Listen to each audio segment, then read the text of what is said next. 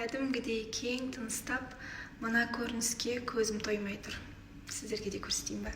Мінекей, қараңыздаршы, қандай ғажап.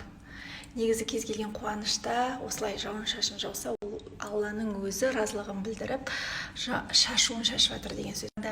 Кез келген қуанышта, даже свадьбада жаңбыр жауса, қуануымыз керек екен, Алланың нұры жауып жатыр. Өте қуаныштымын. Осындай орай ұнайды.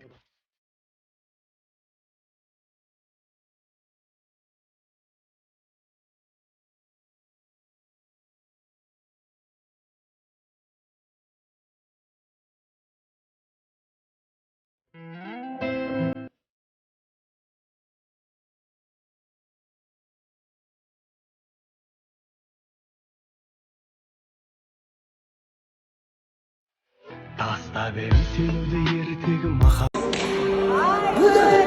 Концерт басталды.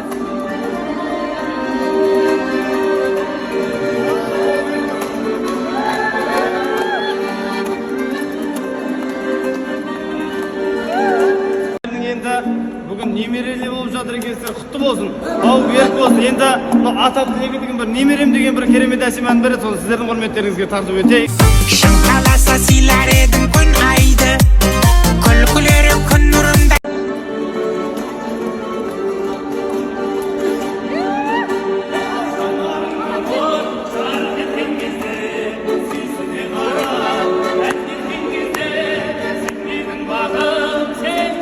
Шырайлы еркелетсін үйімдегі немерем.